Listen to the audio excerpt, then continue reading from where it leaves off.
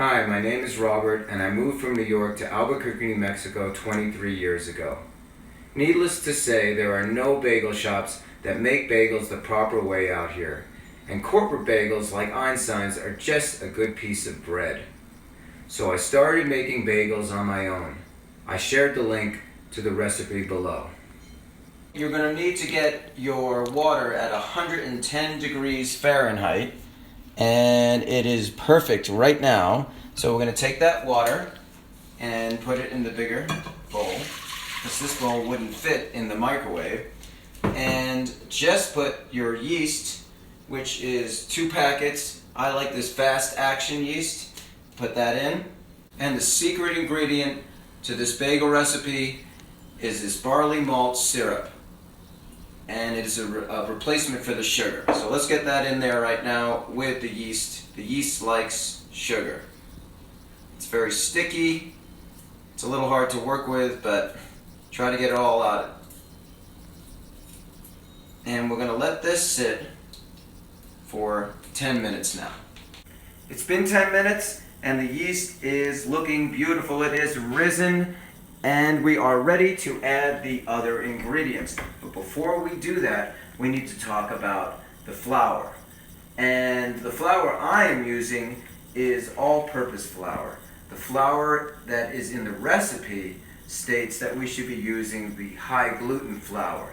Now, the recipe includes a section on how to use all-purpose flour, and for every cup of all-purpose flour that we're going to be using, we can use 1 teaspoon of the vital wheat gluten as a substitute, and it will work perfectly.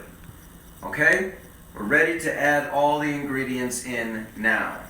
So I'm going to add the high gluten flour, the salt, and I'm going to start adding, let's put the oil in there, 2 tablespoons of vegetable oil. I'm going to put in most of the flour, but not all of it. I'm going to leave about 2 or 3 cups out. If you add too much flour to the recipe, it will become dry and you will not be able to use it. So I use the back of a scraper here, and we just mix it until it's dry enough for me to knead the dough. Well, I've added about 10 cups of flour already, and to be honest with you, I don't really even count cups anymore. I just go by a feel. And as you can see, this is so sticky right now, it's sticking to my hands. It shouldn't stick to your hands, but it should still be a little bit tacky, that you can work with it later on. Like I said, if it's too dry, then you will not be able to work out the bagels later on. Okay, look at it. We've kneaded the dough for about 8 minutes, and it is tacky, but it is not sticking to my hands, and that's the difference. So this is going to be workable when we make the bagels, but look how smooth the dough is. It is ready to go. I have used a little oil, vegetable oil, and lined just a little bit of oil in the bowl, and I'm going to put this in the bowl and put a plastic bag over it, and it's going to go in overnight. Let's do that. We'll put the plastic bag over, cover it, and me and Mr. Trotsky are going to go to bed, and we'll see you in the morning.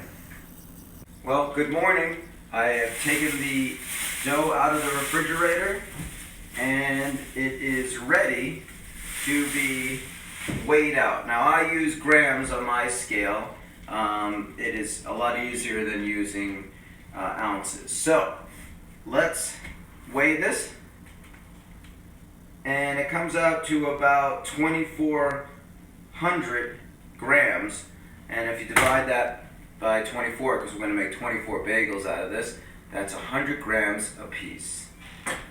And let's start cutting.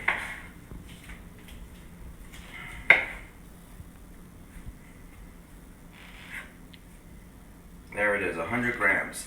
Okay, we'll just leave it here and then keep going. Now that we've cut the bagels into 24 equal pieces, we are going to actually make the shape. And what I do is just work the dough into the center until we have a nice smooth ball. Once we have that nice smooth ball, you take your thumb and you work it into the middle and stretch.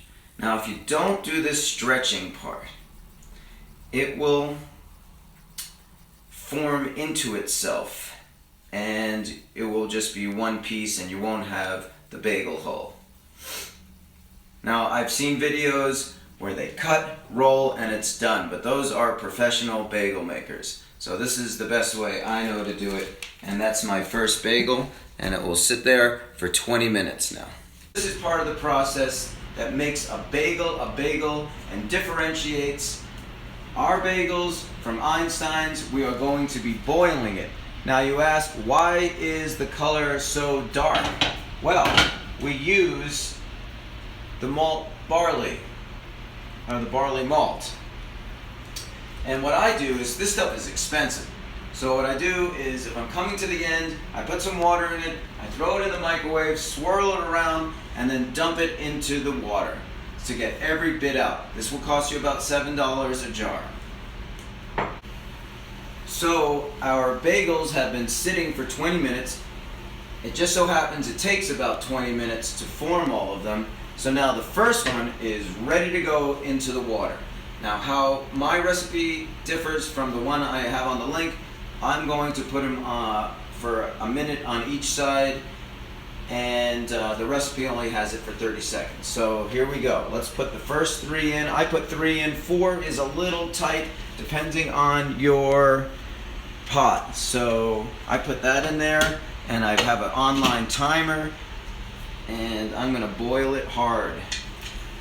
Okay, it is about time to flip them, and all we're gonna do is take our spoon and turn them to the other side. Flip the bagels over again to the original side, and we're going to now take them out.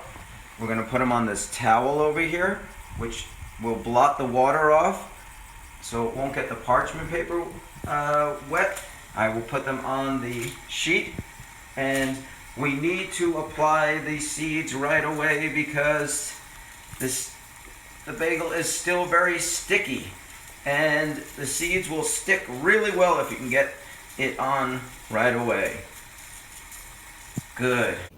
Well, we're ready to put the bagels in the oven, and I have set the temperature for 500. Put the bagels in. I put it in the middle rack for even temperature. I do not have a convection oven. Now, this is the final little tip to make the bagel extra crunchy, and that is water. So we're going to put the water in a pan that I have at the bottom of the oven, and we'll let that steam up. Here it goes. So be careful, steam is very hot and you can burn yourself. And there's the steam. And we'll set the timer, and we'll wait for 20 minutes. Here's a summary of the differences between my recipe and the recipe I have as a link. I roll out the bagels after rising all night, and the recipe forms the bagels before putting them in the fridge all night. I use 10 ounces of water in a pan in the oven. The recipe calls for 6 or 7 ice cubes in a pan in the oven. Bagels boil for 1 minute on each side in my recipe. In her recipe, the bagels boil for 30 seconds on each side.